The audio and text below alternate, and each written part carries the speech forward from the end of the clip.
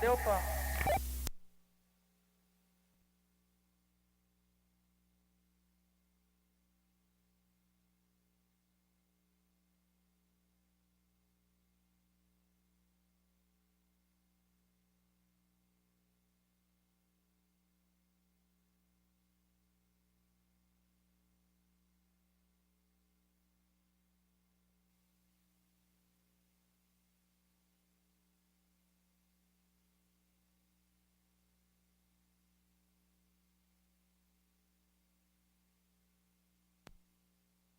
Em nossa cidade, enfim, no Brasil, onde você vai tirar suas dúvidas. O presidente do CONCEP, Fernando Diniz, vai também falar conosco hoje aqui. Vamos falar sobre a tão esperada Patrulha do Sossego e outros assuntos relacionados ao CONCEP, o Conselho de Segurança Pública de Patos de Minas. Teremos também aqui a presença do comunicador e vereador David Bala, que vai estar nos dando o prazer da sua presença também aqui conosco. Ele vai estar falando sobre o novo quadro que ele estreia na NTV, além de falar sobre eventos, sobre todos os seus trabalhos e uma polêmica que o envolveu no último final de semana. O programa Entrevista está começando e, para começar, a gente fala sobre o CONCEP, que é o Conselho de Segurança Pública. O Fernando Diniz já está aqui conosco. Boa noite para você, Fernando. É um prazer recebê-lo aqui. E vamos tratar do CONCEP, dos assuntos que envolvem o Conselho de Segurança. Tudo bem com você? Boa noite a todos que estão nos assistindo aqui. E vamos ver o que podemos falar aí, né? Resolver alguma coisa aí, indicar alguma coisa. Fernando, o Conselho de Segurança Pública tem tido uma importância primordial em Patos de Minas, sobretudo no auxílio e no desenvolvimento de questões a respeito da segurança pública em nossa cidade. Eu tive recentemente, inclusive, vendo uma entrevista sua, falando sobre a possível ampliação do Olho Vivo. A gente estava até falando sobre isso em off aqui. Você falou dos projetos que já existem, né, da Polícia Militar, que o Olho Vivo é realmente um dos marcos aqui na segurança pública de Patos de Minas e teve participação significativa do CONCEP, né? E é esperada, é aguardada essa ampliação que deverá vir, né? E a gente já espera que venha em um tempo menor. Hoje, como é que o Conselho avalia o Olho Vivo? Valeu a pena? Está valendo a pena? É realmente um dispositivo que tem ajudado na segurança pública de Patos de Minas? Sem dúvida nenhuma, né? É uma coisa que eu tenho que avisar as pessoas, conversar com as pessoas, falar com as pessoas, porque muita gente confunde. Isso não foi um projeto do Conselho de Segurança, tá? Vamos deixar bem claro. Mas teve uma participação importante de vocês. Muito importante. Isso aí eu, sem medo de errar, eu posso falar que se não fosse o Conselho de Segurança, o CONCEP, não sei se estaria aí, funcionando até hoje, tá? Certo. Isso foi um projeto do Estado, né? Juntamente com a Polícia Militar, e o CONCEP, no caso, participou com arrecadação de dinheiro para repassar. Então, a importância do CONCEP foi muito grande nisso aí, e, graças a Deus, o projeto, todo mundo vê que o resultado está aí para todo mundo ver, né? Positivo, né? Positivo. Então, vamos ver se consegue vir a outra etapa também, né? Segunda etapa. Que não é barato, né, Fernando? Que tem um custo elevado, né? Vamos combinar que realmente é um custo elevado. Muito elevado. Isso aí já depende do Estado, né? E já tem os projetos tudo pronto, né? A Polícia Militar já sabe os locais, tudo. Só depende agora do dinheiro, né? Que é o mais difícil, né? Que é mais complicado, né? Vocês tiveram também participação importante na questão da sede, né? Da Central de Operações do Olho Vivo, onde ainda funciona, né? Sim, tivemos uma participação muito grande. Diretamente, eu conversei com as pessoas, até foi em entrevista, né? Porque estava no caso até da polícia querer tirar a 86 lá para colocar no lugar, né? O Olho Vivo no lugar. E até o Maurício foi fazer uma entrevista comigo e eu falei sobre isso. Foi um reboliço danado aqui na cidade e a prefeitura já tinha quase 2 anos que era para sair, não saía. De repente, com a movimentação, com a cobrança que nós fizemos, eles desocuparam e logo o pessoal entrou em ação, né? O pessoal aqui de Patos de Minas, os bancos, né, daqui de Patos, as empresas, Sindicomércio, CDL, cada um participou com a quantia, né? Na época me parece que foi 7.900 cada. passava para o conselho, né? E o conselho pagava os materiais. Entendi. E assim deu tudo certo e está essa maravilha que está aí, né? Que todo mundo sabe que isso foi um projeto espetacular aqui para a nossa cidade, né? Já resolveu vários casos aqui, né? Até preveniu também vários casos, né? Continua porque prevenindo. a prevenção é essencial, né? Então, eu acho que foi um passo muito grande aqui para a nossa cidade. Agora, eu espero, né, que a segunda etapa se concretize logo, né? Mas está dependendo de dinheiro. Pelo que eu estou vendo com o nosso país, está meio difícil, né? O dinheiro está faltando, está em falta aí para todo mundo. Está Então, meio complicado. Vamos esperar um pouco. Enquanto isso, vamos pedir à população para se ajudarem, né, uns aos outros. Até porque essa ampliação, ela poderia, por exemplo, ir para, e deve ir, né? O projeto trata disso, de ir para pontos críticos, né, que necessitam desta monitoração, né, Fernando? Exatamente. Inclusive, me parece que vai ter lá na Avenida Piauí, porque eu não sei exatamente, né?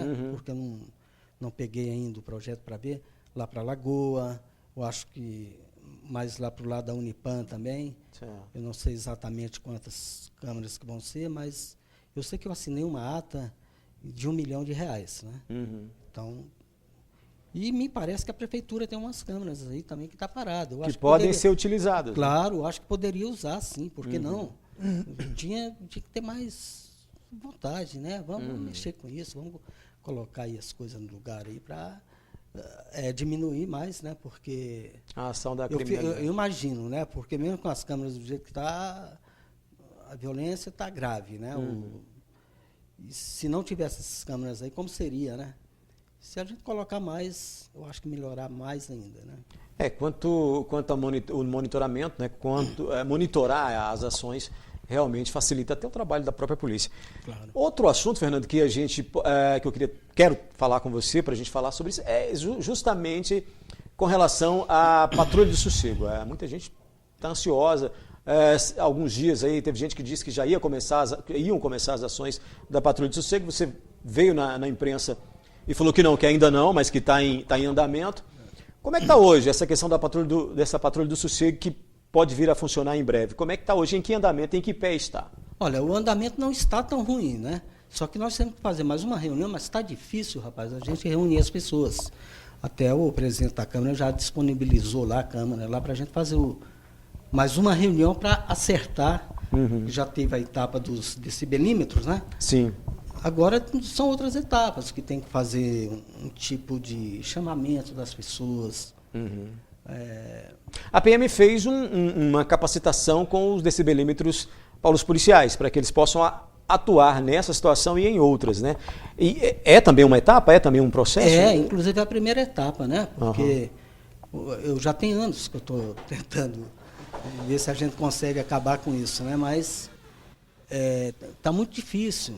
Às vezes começa, tem aquela euforia, e depois o pessoal cobra só da polícia, que a polícia sozinha não pode, não tem como, né? Que, tem que estar todo mundo, o Ministério Público, todos envolvidos, né? Porque até as pessoas ligam para a polícia fala que a polícia não vai, mas não é. É que a polícia realmente não pode ir sozinha, tem que ter as leis. A fiscalização não funciona dessa forma, né? Não. Então, depois que aprontar isso aí, vamos ver se consegue, porque vai ser tudo legalizado, eles vão poder abordar e fazer o trabalho que realmente pode ser feito, né? Para não ter problema para eles mesmos, né? Porque a vontade deles é grande, mas a gente vê que eles têm vontade de fazer, mas não podem, né? Mas eu acredito que vai dar certo, sim. Nós temos que fazer mais uma reunião, mas está muito difícil de encontrar as pessoas, de discutir o que vamos fazer mais, né? Para começar a colocar em prática. E logo que a gente tiver tudo acertado, eu vou comunicar para todo mundo, claro.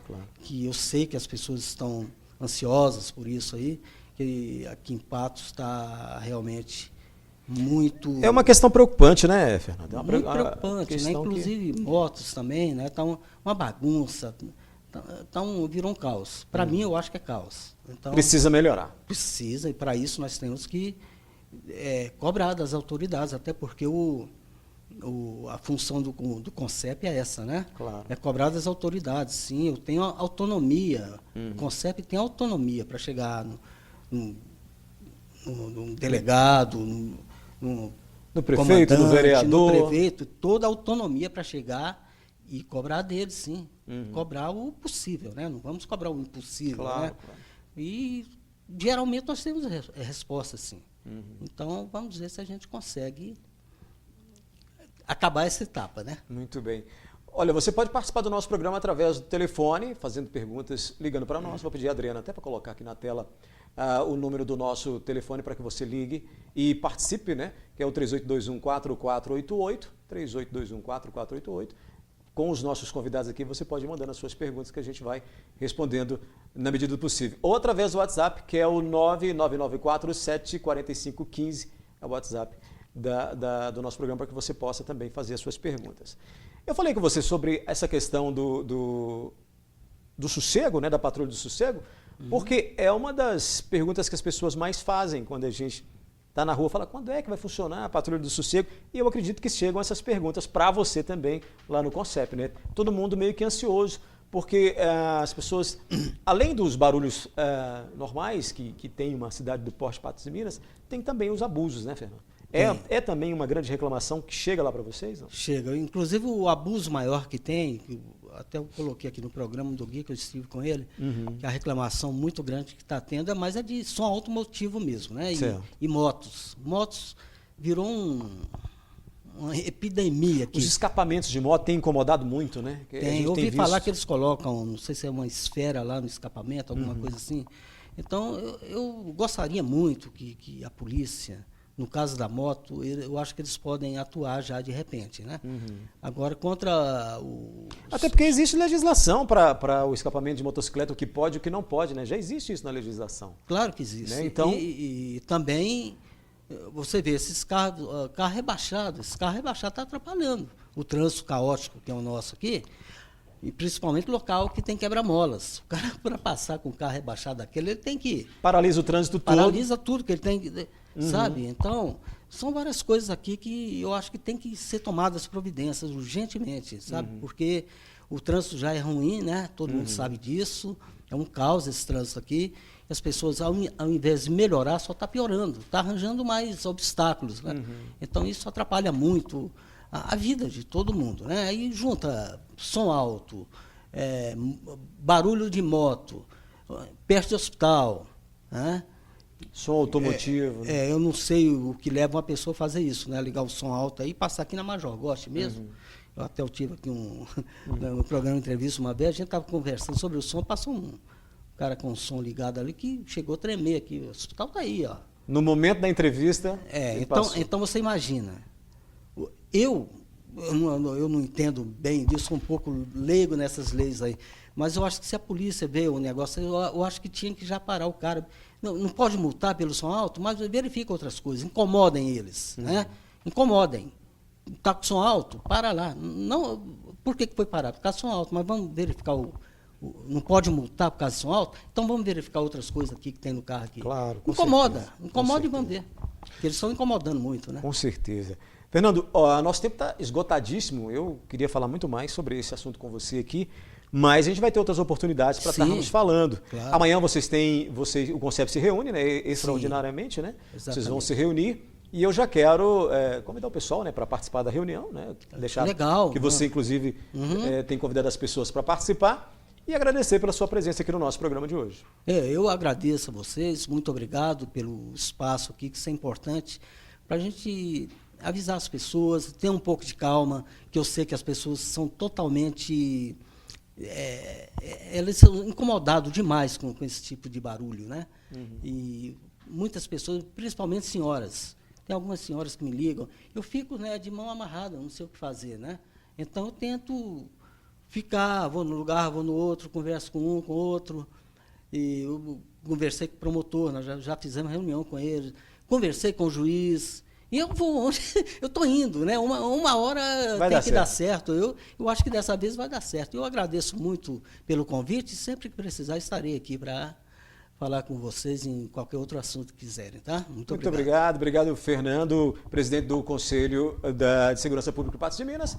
A gente vai para o intervalo e daqui a pouquinho a gente volta falando sobre direito trabalhista com o advogado João Vitor da Cunha. Daqui a pouquinho a gente está de volta.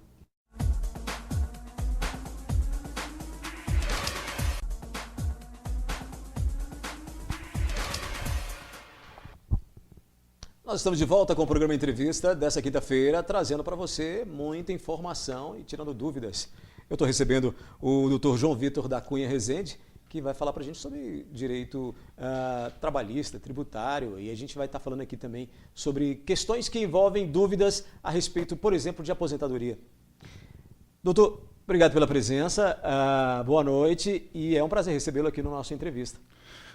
Obrigado pela presença, obrigado pelo convite, primeiramente, e eu te cumprimento e eu cumprimento também os telespectadores que estão assistindo a gente agora. Doutor, para começar, eu queria abordar uma questão, porque as redes sociais elas têm um apelo muito forte, né? A gente tem uma participação popular muito grande. No Brasil, inclusive, é imensa a participação popular nas redes sociais, seja no Facebook, seja em outras redes. E a gente vê umas notícias que disseminam nesse meio, notícias falsas que acabam levando pessoas a procurar direitos que, de repente, às vezes nem existem, não é aquilo. Por exemplo, essa semana eu até postei no Pato Já uma notícia um esclarecimento sobre a notícia falsa. Eu peguei no Jus Brasil, né, uma fonte no Jus Brasil, falando sobre uma possibilidade de pessoas, de um abono salarial, pessoas que tivessem trabalhado 2 meses teriam direito a R$ 3.284. Quer dizer, você olha assim e fala, seria uma maravilha, né, se o governo realmente começasse a fazer isso, e quebraria. Isso. Quebraria também o governo. Mas eu queria só falar um pouco sobre isso. Essa questão, esse abono salarial, inclusive, esse tipo de informação que acaba chegando errado. O senhor deve receber sempre lá essas questões de pessoas querendo reaver direitos que às vezes nem existem, né, doutor? Odair, realmente isso acontece e, assim, as redes sociais, elas têm um apelo muito forte, como você disse, até pelo fato do momento político, econômico que o Brasil tem vivido. Então, alguns sites pequenos, maliciosos, soltam esse tipo de notícia, sendo que, na verdade, hoje o nosso cenário atual é completamente diverso da notícia dessa. O governo, pelo momento que a gente vive hoje, de forma nenhuma faria uma benesse dessa para a população. Fez bastante, mas hoje a tendência é cortar. Então, eu até, antes de você me fazer o convite, eu fiquei sabendo dessa notícia, tive acesso às fontes mais seguras e depois, posteriormente, veio a informação que se tratava de notícia falsa, né?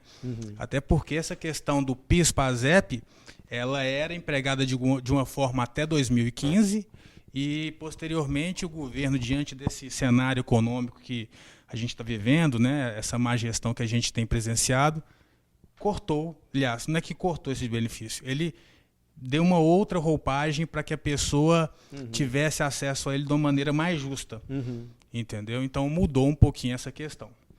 E é isso, essa notícia foi, depois, esses pequenos sites, nenhuma grande mídia divulgou isso, então se verificou que se tratava de notícia falsa, porque o PIS/PASEP ele mudou em 2015, entendeu?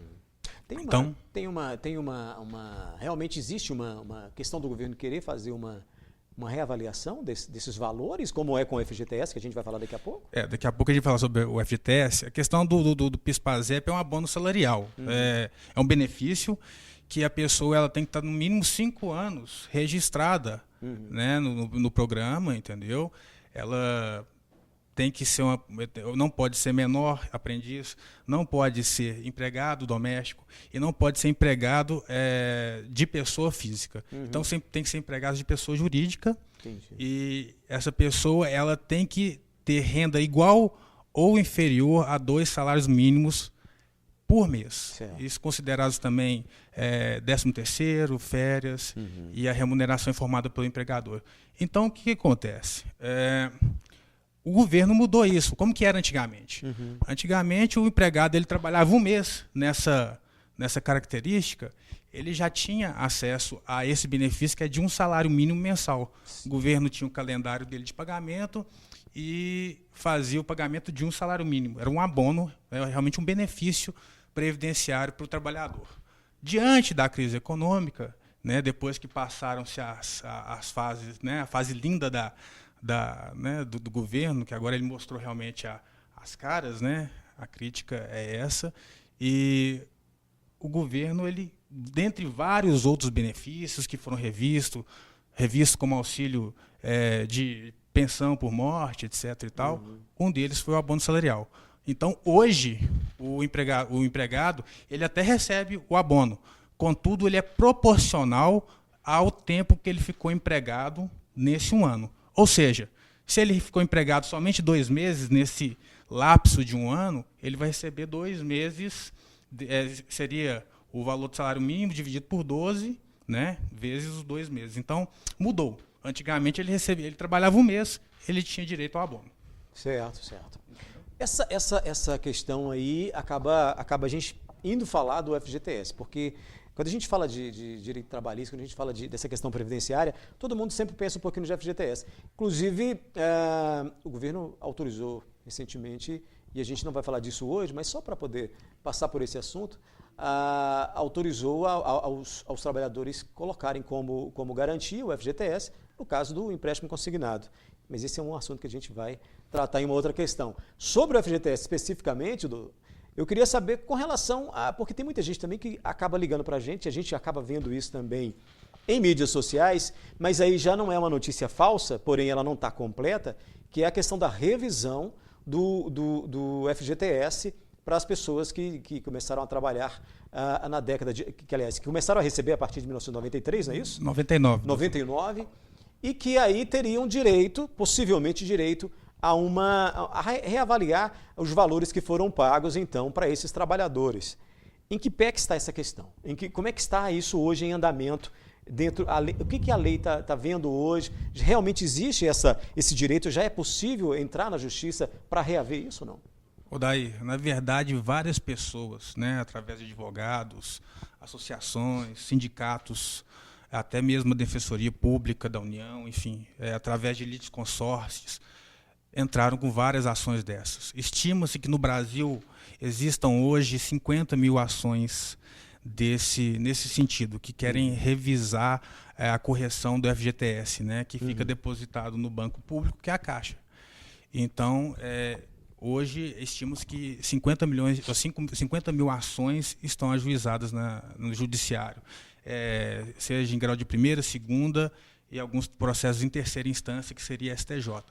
O que acontece? Uma dessas ações, quando ela chegou no STJ, na verdade foi uma ação ajuizada pela Defensoria Pública da União, ela chegou na mão pela relatoria de um ministro do STJ, e esse ministro, diante acredito também que aí é uma questão política também. Claro que lá em cima, né, que eu falo lá em cima no STJ, existe uma pressão grande do governo. Isso a gente vê para todo lado, a gente acompanha os julgamentos aí dessa operação de Lava Jato, a gente sabe que pressões elas acontecem de todo lado. Então, esse relator, ele decidiu por suspender todas as ações que tratam sobre essa revisão do FGTS, que estão em curso em todo o Brasil. Então, o que se vê hoje é uma suspensão, entendeu? Certo. Dessas ações. Inclusive, o Partido Solidariedade ajuizou uma ação direta de inconstitucionalidade no STF, cuja relatoria é do ministro Barroso, e ele também tem um processo nesse sentido e também, inclusive, pediu informações, né, para o ministro do Superior Tribunal de Justiça para julgar o processo lá no STF, me desculpa. Então, essa questão está parada por enquanto. Recentemente, eu vi uma entrevista do ministro Barroso e ele está, de certa maneira, esperando o Senado se posicionar. Por quê, Odair? Existe um projeto de lei que foi aprovado já pela Câmara e já está na mão do Senado para referendar essa decisão, enfim, que fala justamente sobre isso, sobre esse aumento, né, da taxa de correção do FGTS. Então, o que acontece é que o ministro Barroso falou que espera que eles decidam primeiro essa questão para não judicializar toda essa questão, porque, na verdade, o papel do legislativo é esse, é de fazer leis que, né, vão adequar a realidade da população e, consequentemente, beneficiá-la, se for o caso. Mas como existe esse clamor, né, político, social, econômico no Brasil, essa questão está parada, porque estima-se que, eventualmente, se for reajustado esses valores, né, seria um rombo de aproximadamente 50 bilhões de reais que o governo deveria pagar para o pessoal que ajuizasse a ação. Então, assim, é um valor astronômico dentro de uma crise que a gente está vivendo hoje e acredita-se também que está parado por causa disso. Isso deve ser, imagino eu, é um trâmite que vai realmente demandar muito tempo ainda, né, doutor? Porque até que seja resolvido tudo isso, até pelo próprio cenário que o país vive hoje, politicamente falando, o trabalhador vai ter que ter muita paciência ainda para esperar que isso venha a ser resolvido, né? Imaginamos, do ponto de vista da lei e do advogado, isso deve demorar, né?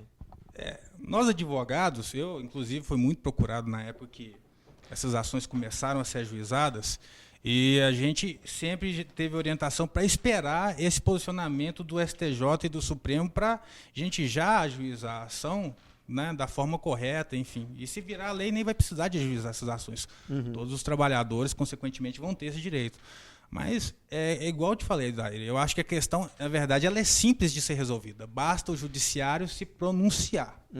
Mas, como eu disse, eu tenho a crença que, diante do cenário político que a gente está vivendo, o cenário econômico, eles estão segurando um pouco essa votação, porque o rombo que vai causar esse tipo de pagamento de ações são enormes. Então, temos que aguardar um pouco para que, enfim, o judiciário ou então o próprio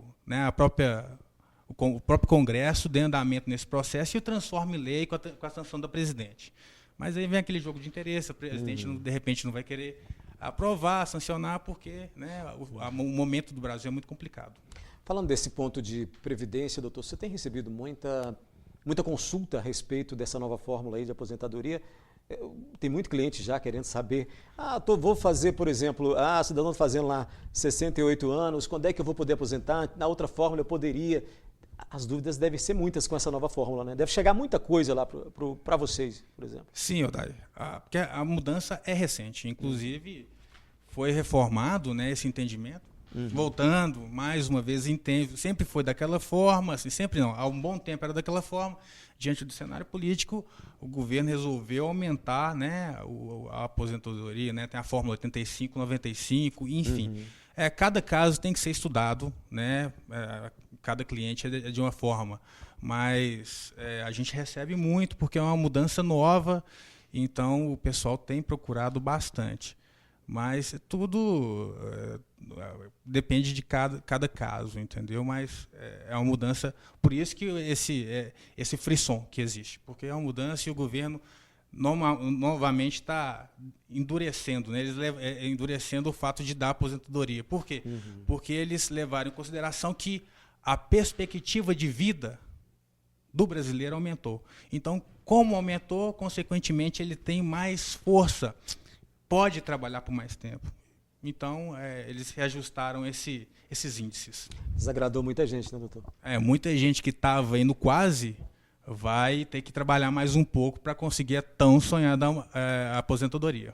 Doutor, tem uma questão, a gente nem tinha combinado que falar exatamente sobre esse direito de aposentadoria, mas assim, só por alto, por exemplo, eu acho que aí a pessoa deveria procurar o senhor lá, por exemplo. A Belcholina ligou para a gente, né? Ela falou que trabalhou 2 anos e 6 meses e já tem 68 anos. Eu entendi aqui pela pergunta que ela deve ter trabalhado com a carteira assinada apenas 2 anos e 6 meses e já está com 68 anos. O restante ela deve ter trabalhado em atividades não regulamentadas. Fica bem complicado para ela aposentar, né, com essa nova fórmula, né, doutor? Porque aí, na outra fórmula, talvez por idade, né, mas agora fica mais complicado. Tem que, igual eu falei, Odair, fica até temeroso a gente dar tem que analisar, uma análise mais profícua, mas assim, a princípio a aposentadoria por idade, né, seria mais adequada no caso dela. Então teria que avaliar, ela também tem que ver, pode ver um outro benefício, depende também o LOAS também, que é um benefício que existe, tem que ver também como que funciona, como que está a renda, né, do grupo familiar dela. Então, assim, cada caso tem que ser averiguado, aí teria que procurar um advogado especialista para estar tirando esse tipo de dúvida, entendeu? Para tratar exatamente do assunto. Né? Exatamente. Essa questão previdenciária ela tem mexido muito com o brasileiro, justamente porque a gente falou aqui que recentemente mudaram as regras. De maneira geral, as dúvidas maiores são justamente sobre esse tempo, vou procurar um advogado porque eu já trabalho há tantos anos e a regra mudou e será que eu não tenho uma brecha na lei para eu poder me aposentar? De maneira geral, tem que chegar, essas questões também são muito pertinentes para os advogados, né? Tem que chegar muito esse tipo de coisa para vocês. Né? Sim. A gente sempre é questionado, né, questão de aposentadoria. É um assunto muito recorrente, porque todo trabalhador que faz aí seus depósitos, né, contribui para a Previdência Social, almeja, né, a aposentadoria, né, o descanso. Então, a gente é bastante procurado e o pessoal tenta de toda forma estar abreviando esse prazo. Então, mas tudo é analisado caso a caso e a gente vai olhando aí cada situação. Mas as regras são novas, temos que avaliar cada situação. A pessoa, quando for procurar o advogado, ela tem que pegar o extrato dela de contribuição para ver como que está a situação lá no órgão previdenciário e, a partir disso, a gente vai conseguir ver o melhor caminho, né, administrativo, e caso administrativamente não dê certo, a gente procura a via judicial que seria adequada para consertar esses prováveis erros, né, se é que existem. Algumas vezes acontecem do ente administrativo, que no caso é a Previdência Social. Nosso tempo está esgotadíssimo. Eu tenho aqui 1 milhão de perguntas para fazer para ele, mas infelizmente, televisão, o tempo é realmente muito corrido. Doutor, eu quero agradecer a sua presença aqui e convidá-lo para voltar mais vezes, tá? O senhor se dispôs a vir assim que fizemos o convite e eu te agradeço muito por isso. E vou deixar as outras perguntas aqui guardadas e vou repassá-las para o senhor, para que o senhor possa voltar num próximo programa e tá respondendo na maneira do possível, na medida do possível, a essas pessoas, a essas questões. Obrigado pela sua presença.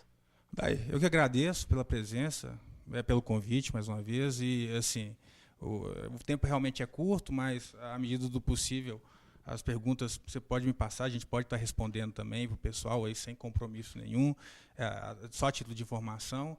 E eventualmente a gente está aberto aí para maiores esclarecimentos e outros tipos de tópicos que você quiser fazer com a gente está à disposição, e tudo para esclarecer a população, porque existem o advogado, ele está aí, o ente para a justiça, né? Ele também, a gente está trabalhando e a gente precisa de estar atendendo todo mundo aí da maneira que, quando é solicitado. Eu agradeço a presença e a atenção de todo mundo. Bom, eu falei aqui com o advogado doutor João Vitor da Cunha, que trouxe esclarecimentos para a gente aqui e falou conosco aqui no Entrevista de hoje e já está convidado para uma próxima oportunidade para estar aí respondendo mais perguntas. Você pode mandar suas perguntas, inclusive para o doutor, que já é meu convidado, já vai virar nosso sócio aqui para estar voltando aqui no nosso programa. Eu agradeço. Você pode mandar perguntas aí através do nosso WhatsApp ou pelo nosso telefone. Na sequência, eu vou falar com o comunicador e também vereador e produtor de eventos, o Padrim David Bala, daqui a pouquinho, aqui no nosso Entrevista.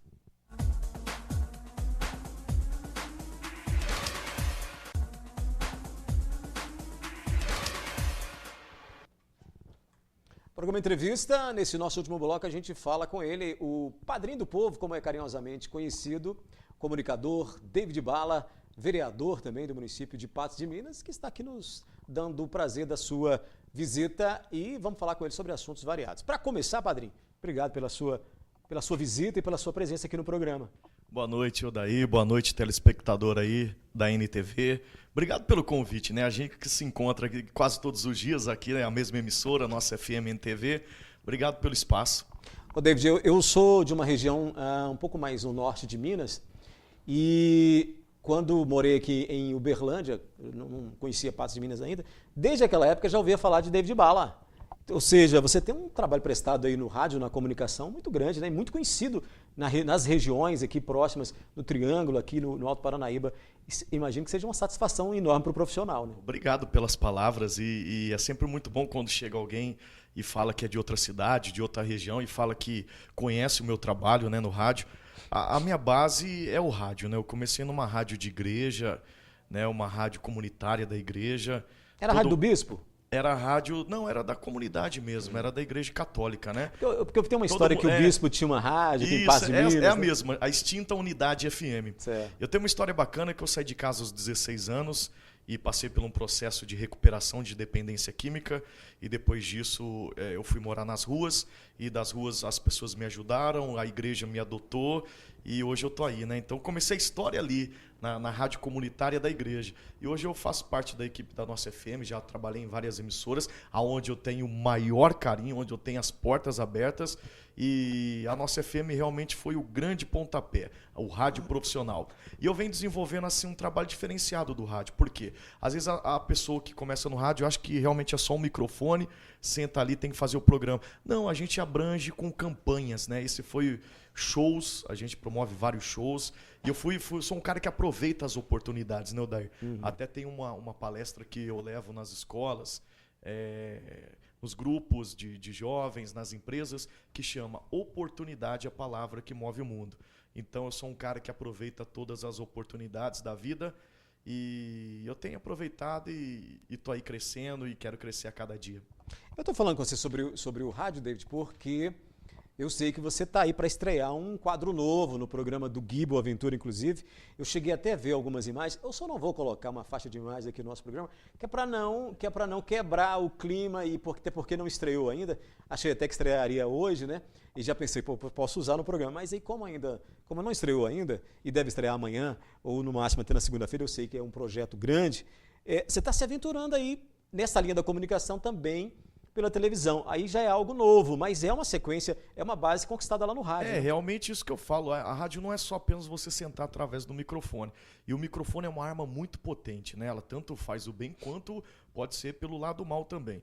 E a rádio ela abrange também a parte de shows, que eu aproveitei essa oportunidade. Tem a minha empresa, Bala Promoções, que promove vários eventos na cidade, promovendo também geração de empregos, tem a parte de vendas, tem a parte de campanhas sociais, que é o meu ponto forte, por isso que veio o apelido Padrinho do Povo, que a gente acaba apadrinhando, né? Várias famílias carentes, várias pessoas que precisam, prótese, são os animais abandonados, né? Que a gente tem um projeto que tem nada a ver com a política, é um projeto pessoal que é o Clube da Ração, então o rádio abrange. E agora para mim é uma novidade, mesmo na área da comunicação, do rádio eu venho a estrear na TV. Enfim, eu já tive algumas participações, assim, em programas de TV, mas nunca específico diretamente na televisão. E o Gui Boaventura é um grande parceiro meu, eu digo que é um grande... É um ídolo, um amigo, e o Oscar também é o paizão que vem realmente... O homem das oportunidades, né, como você falou. Foi o cara que me deu oportunidade no rádio. O Oscar Faria me deu oportunidade no rádio. E eu venho correspondendo a isso, por isso eu tenho esse carinho no rádio e alguns prêmios, um conceito bacana no rádio. Ele me deu oportunidade na política e tem esse respeito político e sou vice-presidente da Câmara Municipal, o vereador mais jovem da atual legislatura. E agora ele está me dando a oportunidade na TV e eu tenho certeza que eu já falo de antemão que eu identifiquei com isso. Você gostou? Gostei, já. Foi picado. Eu acho que tem tudo a ver eu e a TV, né? Até rimou. Eu tenho um respeito muito grande, você falou do Oscar Faria, eu tenho um respeito muito grande pelo Oscar, pelo Rodrigo e pela Ludmilla, e desde que cheguei aqui, eu tenho notado que, assim, a gente vai trabalhando no meio da comunicação e a gente encontra algumas pessoas especiais nesse ramo, e essa família da NTV realmente traz essa questão de estar despertando novos talentos e está aproveitando essas pessoas que têm talento como você, David. Inclusive, eu vi, como já falei no início, eu vi parte da matéria que você fez para esse novo quadro e eu achei muito interessante. Eu achei que você levou, que você tem, e as pessoas vão ver isso, eu notei assim uma entrega sua e um envolvimento com aquela situação, né, que a gente não vai contar para não perder toda a questão de não estar levantando um spoiler aqui sobre o que ele vai fazer. Mas assim, vocês vão gostar, eu pessoalmente gostei muito e eu acho que é uma matéria que vai mexer muito com as pessoas. É o estilo de matéria que vai mexer muito com as pessoas. É isso que eu falei, por isso que eu identifiquei com a TV, Porque no rádio, às vezes, você está ali fazendo rádio, e às vezes você pode fazer uma careta, e às vezes você pode, ninguém está te vendo. E a TV é o olho no olho, é o seu sentimento. Verdadeiro. E a minha história de vida é essa, é de um menino de rua, de um jovem que passou todas as dificuldades, enfrentei as drogas, não tenho vergonha de falar, todo mundo conhece a minha história, eu abro minha vida, sou muito verdadeiro com tudo, erro também na vida, isso aí não sou perfeito, e a televisão ela me proporcionou isso, eu abri o meu coração e eu vou entrar dentro da casa das pessoas. A televisão está me dando essa oportunidade de conhecer histórias parecidas com a minha. Eu me emociono em algumas histórias. É como se fosse uma visita a uma outra história parecida com a minha. Então, eu estou lembrando aqui da primeira matéria que vai no ar, deve entrar no ar amanhã ou segunda-feira. E é uma história que eu já vou falar. Você falar. pode adiantar alguma coisinha, não? Posso, sim, claro. Não tem mistério.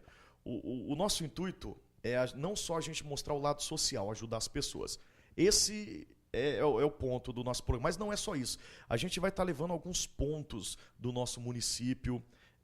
Não é só dificuldades de família, não. Como, por exemplo, um buraco que está cheio, né? Eu, como vereador, vou estar enfrentando. Mas vamos falar com o secretário. A gente vai mostrar a verdade. Então, é um quadro muito bacana, muito interessante. E o que eu vou antecipar é que a história é de um rapaz jovem, um trabalhador que se encontra numa cadeira de roda. Eu já te antecipo que nem numa cadeira de roda. Ele não tem uma cama decente. A cadeira dele não tem estrutura nenhuma, cadeira de rodas dele. Ele não sente da parte de baixo do corpo dele nada. É tetraplégico? Ele está paraplégico. Paraplégico. E ele não tem uma cama decente para ele dormir. E o que mais me comoveu, que às vezes a gente fala, mas eu passo fome, eu passo dificuldades e tal. Ele não tem condições de fazer suas necessidades fisiológicas. Precisa de ajuda para tudo. Imagina um ser humano que não tem condições de ter um fraldão para poder urinar. Ele não tem condição de urinar. Então aí eu entrei na casa dele, no distrito de Santana de Patos, e a gente foi lá, conheceu toda a história, toda a estrutura que ele tem. Realmente é uma pessoa que precisa. Acompanhe amanhã, estou contando, mas acompanhe amanhã para você sentir. É emocionante. Isso que é televisão, né? É a TV verdade. Né? Não tem um nome, o quadro, não tem nada, ou é alguma coisa do padrinho e tal. Mas obrigado Deus. E você que tem aí alguma queixa ou alguma necessidade, pode entrar em contato aqui na NTV que a gente vai visitar você com o maior carinho. Chama o padrinho que ele vai. Chama o Bala, não custa nada e o Bala vai, né? Ô David, você se envolveu numa polêmica muito séria essa semana, tomou uma proporção assim que a gente imaginou que nem tomaria. Quem conhece você, né? Quem já te conhece, eu te conheço há pouco tempo, tem 1 ano e 8 meses que a gente se conhece. E aí, o fim de semana passou, teve futebol e teve uma polêmica no campo. E alguém me contou o que tinha acontecido. Eu falei, gente, mas o David, eu não imagino que ele tenha ido lá para criar nenhum tipo de confusão. Enfim, houve uma proporção exagerada em cima de tudo aquilo, porque também você foi pego meio que de surpresa com aquilo tudo, né? Você estava lá, você não negou, e você estava lá no jogo da URT com o Tupi, e você foi, todo mundo sabe que você é torcedor do Mamoré, a gente sabe disso, mas aí você estava no estádio com uma camisa do Tupi. Direito seu também, lógico, evidente. Mas aí tomou uma proporção de parecendo que você estava contra a cidade de Patos de Minas. O negócio a rede social toma uma proporção tão grande e as pessoas parecem que estão tão preparadas para odiar todo mundo, e aí tem sempre alguém para ser odiado, que eu me assustei pessoalmente, como seu colega e como seu amigo. A gente não tem uma intimidade, mas a gente é colega e se respeita. Eu te confesso que eu fiquei assustado. Falei, acho que as pessoas não estão conhecendo bem o David, porque o que eu vi e o que eu sei do David não é bem por aí. Mas eu queria que você falasse desse assunto. Você não se negou a falar quando eu te convidei para vir para o programa. Você não veio para o programa hoje para falar disso, a gente veio para falar do seu quadro. Mas especificamente desse assunto, também te assustou essa proporção que tomou essa polêmica toda? Sim, primeiramente eu não fujo da raia. E eu sou, como eu falei, é por isso que eu identifiquei com a televisão. E quem conhece a minha história, e eu falo que todas as dificuldades que eu passei na vida, tudo que eu enfrentei, as drogas e tudo, eu sou muito verdadeiro. Eu não fico em cima do muro, eu sou um político que não fica em cima do muro. Eu tenho o meu time, né? Eu sou natural da cidade de Araraquara, interior de São Paulo, mas quando eu vim para Patos de Minas, aqui estou há 17 anos, eu adotei até pelo momento que era, né, a dificuldade do Mamoré, sempre passando dificuldade, estava vendendo estádio e tal, e eu acabei adotando o Mamoré como minha paixão, como meu time. E sempre falei isso na rádio, sou Mamoré, sou Verdão, conheci a família, independente, os meninos me abraçaram e tal, e vira aquela paixão bacana. Tá. Só que eu sempre prego a paz, né? E eu gosto muito de viajar, tá nas cidades. E a torcida do Mamoré viaja em alguns lugares e é bem recebido, como qualquer outra torcida, como a URT dá certo em Guarani, em Divinópolis. Enfim, são várias torcidas que se conhecem e fazem esse laço de amizade. Eu estive recentemente em Araxá, começou um tumulto e no final das contas a gente está trocando camiseta e viramos amigos dos torcedores de Araxá. E o Tupi foi os nossos primeiros irmãos, né, da torcida do Mamoré, que é a torcida Tribo Carijó, que é lá da cidade de Juiz de Fora. Então, sempre quando vou a Juiz de Fora, sou bem recebido pelos torcedores e quando eles vêm aqui, a gente fica tudo junto. Eu acho que o futebol é isso, é fazer amizade, jamais inimizade. Agora que existe rivalidade, a gente sabe e eu estava ciente disso. Só que eu recebi os torcedores e os familiares dos torcedores, não são familiares meus, porque eu sou da cidade de Araraquara, tinha criança, né, tinha jovens, tinha já pessoas de mais idades. Recebi na minha casa. Acho que o bom vereador é isso também, que sabe receber os visitantes. Eu recebi na minha casa. A gente fez um churrasquinho, vamos pro campo. Eu nem iria no campo. Eu sou tão verdadeiro que vou te contar. Eu não iria no campo porque não é o meu time que estava jogando, mas vamos, padrinho, vamos. E eu acabei indo. Falei, eu não vou com a camisa do Mamoré, porque eu não vou provocar torcida nenhuma. Eu acharia que seria até uma, entre aspas, uma provocação, mesmo tendo o direito de usar qualquer camiseta. Mas falei, não vou não, porque o Mamoré não vai jogar. Aí os meninos me deram de presente uma camiseta da torcida do Tupi. Eu não torço, gente, para Atlético, para Cruzeiro. Eu sou São Paulino, eu sou de São Paulo. E aqui eu torço pro Mamoré. Falei, como eu já não tenho time de primeira divisão, vamos torcer pro Tupi, que são meus amigos e tal. E eu fui no jogo, assisti o jogo normal. Cheguei no estádio, fui muito bem recebido. Eu sou colaborador, eu sou amigo, meus melhores amigos, meus assessores. Assessores são cargos de confiança. Meus assessores são todos da torcida da URT. São as pessoas da minha confiança são da URT. Meus amigos, quero mandar um abraço do Ivão, ao pessoal lá dos corneteiros, pessoal da Topa, vários amigos, frequentam minha casa. E fui bem recebido. Todo mundo, padrinho, tudo bem. E eu sentei ali para ver e cantar e curtir um jogo de futebol. Um certo repórter, que eu gostaria de antemão de não chamar de repórter, uma pessoa que usa do microfone para levar maldade, só para falar mal das pessoas, de opinião própria, começou a falar que o vereador, um homem público, que eu concordo com ele, estava ali vestindo uma camiseta e estava contra a cidade. Eu jamais estive contra a cidade. Eu estava com meus amigos. E ali começou várias vezes falando, eu procurei ele para falar, ele falou que era a opinião dele, pronto, acabou. É uma pessoa extremamente fechada. E começou a provocar a torcida e torcedores. E algumas pessoas, padrinho, você é vereador, camisa de outro time e tal. E eu falei, não, gente, não tem maldade, eu vim sem maldade alguma. E eu jamais fui agredido por qualquer torcedor. Mas você se desculpou, né? Sim, claro. Aí o que eu fiz? Depois que eu cheguei em casa, que eu vi a proporção tomou, né? Que usou a mídia, né? O certo veículo de comunicação, começou a me atingir. Eu falei, não precisava ter ido, mas jamais foi minha intenção. O que restava a um homem? O homem, quando erra, pedir perdão. E aqui, reconhecer. Eu quero pedir perdão mais uma vez. Eu pedi no meu programa, eu enviei uma carta a diretores do RT, que são meus amigos, pedindo esse perdão por ter vestido uma camiseta. E ponto final. Ponto final. Só que aí o que aconteceu? Usa maldade no microfone, várias pessoas que trabalham no rádio, como eu falei, usam de mal. E ficam provocando. E lembrando que eu jamais usei, e repito para vocês que usam o microfone como uma ferramenta do mal, para falar mal de prefeito, para falar mal da cidade, para falar mal de política. Gente, use essa ferramenta, faz como eu. Hoje eu sou vereador eleito porque eu faço bem. Usa dessa ferramenta, em vez de você meter o pau, com perdão da palavra, faz uma campanha. Ajuda as pessoas para que essa maldade... Vamos ajudar a nossa cidade, vamos juntar todo mundo. Tem várias pessoas, várias famílias que precisam da nossa ajuda. Nós, comunicadores, temos esse dom, é um dom de Deus. E Deus quer que você ajude o próximo. Não destrua. Positivamente. Como tentaram me destruir. Usar positivamente. É, positivamente. E é gostoso isso. Amanhã eu vou começar um programa de televisão que já estava gravado semana passada, retrasado de Santana de Passos, que coincidentemente vai pro Água, para fazer o bem. David, nosso tempo está esgotado. Eu queria que a gente falasse tem outros assuntos que eu queria saber de você também aqui, com relação aos próximos eventos, mas eu não tenho tempo. O Gustavo já está quase nos expulsando aqui do estúdio.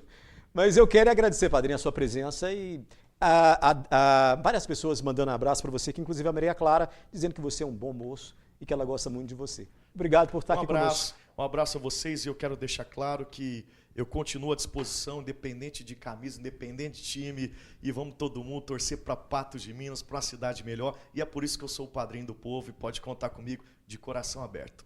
Muito bem, eu falei aqui com o David Bala, a gente falou sobre todas essas questões que envolvem o David, e ele vai ter que voltar depois também para falar mais ainda de outros assuntos. Inclusive, tem uma novidade do nosso programa que eu conto semana que vem e que vai ter envolvimento do David também, ele nem sabe ainda.